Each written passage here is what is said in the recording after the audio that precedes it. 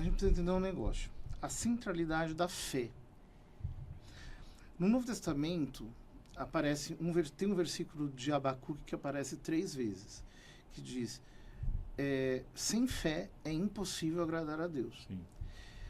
Ora, só que a fé, ela tem 2 dimensões. A primeira é o meu ato de confiança, digamos assim, e o segundo é em que eu estou crendo. Porque aqui nós temos que entender que isso se relaciona com a verdade Sim.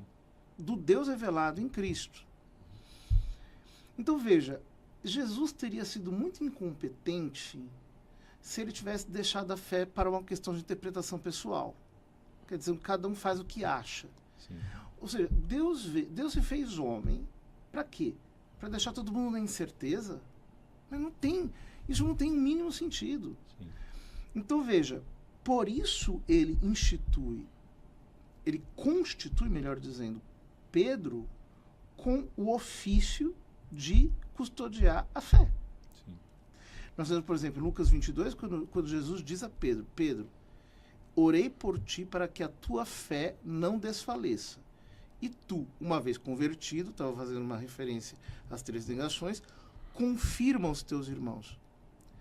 Então, esse é um ofício que na igreja é desempenhado pelo Papa. Então, o Papa não é uma espécie de mediador, de intercessor. Não. É que o evangélico pensa dessa forma de forma errada. Mas tá errado, tá bem errado. O Papa, ele tem um ofício de garantir a unidade da fé. Ou seja, que a fé não vai ser alterada. Legal. Ou seja, se eu recebi ouro dos apóstolos, eu não posso receber chumbo. Sim. Eu tenho que receber aquele depósito que eles fizeram no início da igreja. E é isso que conserva a unidade da igreja. Sim. Porque um católico, aonde quer que ele esteja, ele professa o mesmo credo. Uhum. E se existe alguma divergência, essa divergência é resolvida pela sé apostólica, por aquele que ocupa o ofício de Pedro. Sim. Isso é muito importante, porque senão a gente vai ficar acreditando. Quer dizer, quem me garante que o que eu estou acreditando não é uma invenção da minha cabeça? Eu preciso olhar para aquilo que a igreja guardou nesses 2000 anos. Sim. E o que eu acho interessante é que tanto na religião evangélica quanto na religião católica, padres e pastores são seres humanos, assim como nós, falhos que podem errar. Então, muitas vezes a gente deixa o erro de um padre ou de uma igreja ou de um pastor nos afastar de Deus. E eu gostaria de deixar isso claro aqui, que independente da sua religião, se aconteceu na sua igreja, seja católica ou evangélica, de alguém te decepcionar por algum motivo, não se afaste de Deus. Continue buscando até que você encontre um padre, um pastor que consiga te direcionar. É só um parênteses que eu quis fazer, porque a gente entra num outro assunto. Mas eu acho que você queria muito importante mencionar... você falar. Eu acho que você queria mencionar alguma coisa, né? Antes de... Não queria. Se quiser, eu sempre tenho coisa para adicionar. É que eu vou entrar num outro e eu vou pedir a interpretação dos 3, então. Tá, mas então eu vou falar algo e já peço para que eles expliquem também. A questão dos sacramentos, por exemplo, eu me lembro que uma das coisas que me convenceu de que a Igreja Católica era a Igreja verdadeira foi acompanhar os padres exorcistas, porque o mundo espiritual é legalista. Então existe também essa questão. Quando o padre recebe quando o padre se torna um padre, ele recebe alguns dons, a gente chama de dons, padre? Ministérios, né? Ele recebe uma autoridade, né? Ele recebe uma autoridade, um poder de Deus para, inclusive, expulsar demônios. Então, você começa a ver um padrão entre relatos de pessoas que foram exorcizadas ou dos próprios padres exorcistas ao redor do mundo, em todos os lugares do mundo. Assim, o relato do padre exorcista da África é o mesmo dos Estados Unidos, que é o mesmo do Brasil.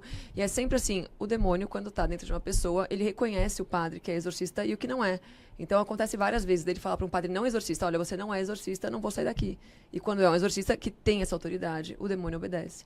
Então, assim, existe também esse legalismo e que funciona no mundo espiritual e que, por obviedade, nos traz ao fato de que a igreja é a igreja de Cristo por ter declarado essa autoridade a esses sacerdotes. É interessante, é um ponto que a gente vai tocar mais para frente. Eu acho que a gente não vai ter tempo de tocar nessa questão das leis espirituais, maldições hereditárias, é um outro ponto. Mas muito bom esse assunto. É muito bom esse assunto. Eu acho que tem mais um podcast aqui para isso. Eu vou convidar algumas pessoas para participarem também, e vocês sintam sempre à vontade de participar, tá?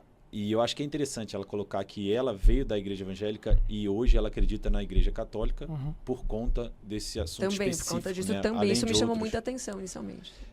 Mas eu posso responder só? Claro. Eu acho muito interessante isso, porque assim, na verdade os dons são de Deus, né? Então assim, e quando Deus deu autoridade para... Ele não fala, eu dou uma autoridade para um padre, para um pastor, né? Ele não especifica quem. Então ele nos deu, o Espírito Santo nos deu autoridade, Deus nos deu autoridade, né? Para expulsar os demônios, né? Então assim, não é uma pessoa específica para que expulse o demônio, né? Então é uma legalidade. Então, por exemplo, se eu tenho um espírito de adultério, eu vou expulsar alguém com demônio de adultério, vamos dizer assim, você pode ter certeza que o demônio não vai sair e você pode ter certeza que vão ter várias manifestações ali. Por quê? Porque esse que está expulsando não tem legalidade, não tem autoridade ali. Porque ele está com uma... É um assunto muito amplo. Mas os dons são de Deus. Mas não existe uma pessoa específica para exorcizar... Isso, nem pastor. Mas sobre aquele que tem uma autoridade. Eu acho que é importante uma distinção. Então, por exemplo, digamos assim, tem utilizar uma metáfora. Tem um bandido roubando a Pietra. Digamos que eu sou um pugilista, eu sou um cara que tem força, eu vou lá e defendo a Pietra e mando embora o bandido. Muito bem. Isso é uma coisa. Agora, digamos que eu seja uma mulher bem franzina, magrinha, só que eu tenho um distintivo como policial. E eu digo pro bandido, você está preso. Há uma diferença. Porque quando eu digo ao bandido, você está preso, vem contra ele todo o peso da República Federativa do Brasil. Assim como quando alguém é delegado oficialmente para a igreja para exercer o ministério, vem contra ele toda a autoridade constitutiva da igreja. Então, a conversa muda. Sim. Adorei a analogia. Então, por exemplo, eu mesmo já tive situações que eu precisei expulsar demônio. Mas é uma coisa emergencial. E eu acho que se Deus permite, ele até... Agora, quando chega o ministro oficial da igreja e fala assim, pare aí. É outra coisa. Imobiliza, paralisa.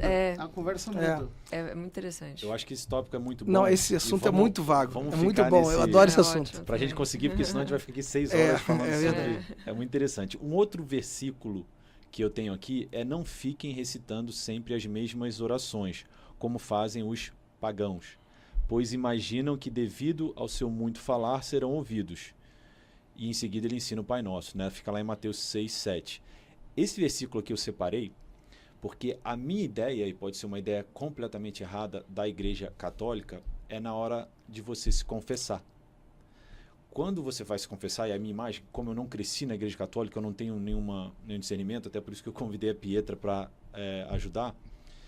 Como que é quando um católico vai se confessar ao padre, que ele comete pecados? Ainda existe isso, dele chegar lá, padre, quero me confessar, reza 10 Pai Nosso e 20 Ave Marias. Isso não vai em contradição a essa passagem?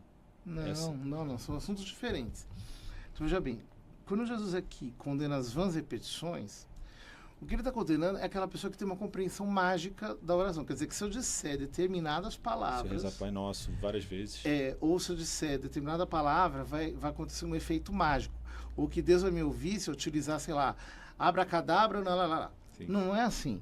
Ou, por exemplo, mesmo uma pessoa que diz assim, em nome de Jesus, porque está escrito na Bíblia, Jesus diz, se pedires ao Pai em meu nome, isto vos será dado. Sim. Agora, se eu chegar assim, Pai, em nome de Jesus, mata aquele desgraçado, que não sei o que, isso aqui é uma vã repetição. Eu estou dizendo algo que não tem nada a ver com a mente de Cristo. Sim.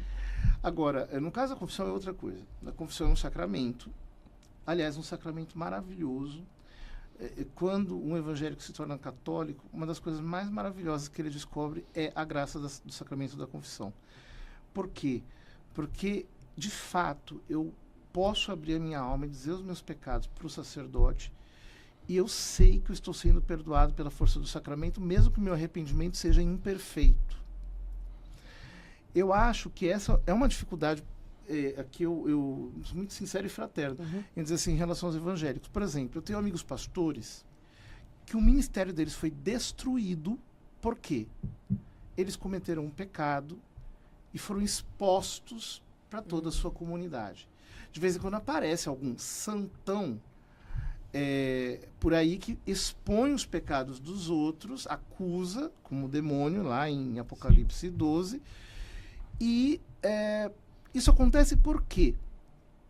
Sim. Porque não existe esse fórum interno e inviolável que é o sacramento da confissão, em que eu chego lá, abro a minha alma, posso falar as coisas mais vergonhosas da minha vida para o sacerdote, e ele é um ministro de Cristo que vai me absolver daqueles pecados, mas examinando a minha consciência. Você está disposto a romper com isso? Você vai fazer isso? Senão eu não posso te absolver. Ah, padre, eu adulterei. Certo. Então vamos deletar o nome dessa mulher do seu celular, vamos interromper a comunicação com ela. Está disposto a fazer isso? Vamos fazer isso agora? Sim. Certo. Então você pode ser absolvido. E aquilo morre ali. A penitência, isso que você diz, reza um Pai Nosso, reza 10 Ave Marias, é o seguinte, é uma maneira pedagógica da igreja de dizer a gravidade daquele pecado. Sim. Porque essa história de estipulado por adultério 20 vezes. Não, mais o caso a caso. Não. É caso a caso. Por quê? Porque pecado tem tamanho, sim. O pessoal diz que no pecado não tem tamanho, que não existe pecadinho e pecadão. Não é verdade isso. Isso está em 1 João capítulo 5, lá no final. Há pecados que conduzem à morte e pecados que não conduzem à morte. Sim. Então, veja bem, se uma pessoa chega para mim e fala assim, padre, eu disse uma mentira. Sim. Tudo bem. Padre, eu disse uma calúnia, eu destruí a fama de uma pessoa. É outra coisa. Sim. Quer dizer, e aí, como é que eu mensuro isso? É pelo nível da penitência. Então, por exemplo, uma pessoa que diz uma mentira, geralmente eu vou dar uma penitência muito curta. Reza um glória ao Pai. Agora, uma pessoa que disse uma calúnia... Matou alguém, que roubou algum lugar... Aí eu vou dizer, não, querido, primeira coisa, você vai ter que restaurar a boa fama. Você vai ter que chegar lá e dizer que você mentiu. Se foi na rádio, vai ser na rádio. Se foi na televisão, vai ser na televisão. Se foi no jornal, vai ser no jornal. Sim. E além disso, para aprender, você vai ter que rezar aí durante uns 15 dias um salmo, tipo Salmo 50, para você renovar o seu arrependimento aí, porque você cometeu um pecado mais grave. Então, a penitência tem essa função pedagógica. Sim, é uma função pedagógica. De reparar o pecado. Agora, a pessoa, sei lá, rouba, ou a pessoa comete um adultério. Vai lá com Deus. Deus me perdoa. Do mesmo jeito que um outro que fala assim, eu menti, Deus me perdoa. Você não tem um modo pedagógico de formar a consciência dessa pessoa. Aí o que acontece? A pessoa vai na igreja, ora, tem lá o ministério de louvor, canta, chora, chega em casa, mente, trapaceia, engana, causa dano. Por quê? Porque não existe uma coisa chamada confissão.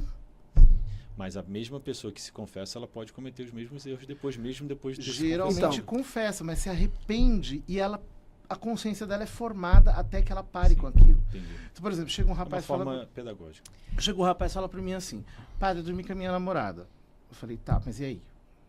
Vamos parar com isso? Ou vai continuar? Daí a 15 dias, padre, dormi com a minha namorada. Peraí, calma, você não tá levando a sério esse negócio. Então eu não vou te dar absolvição.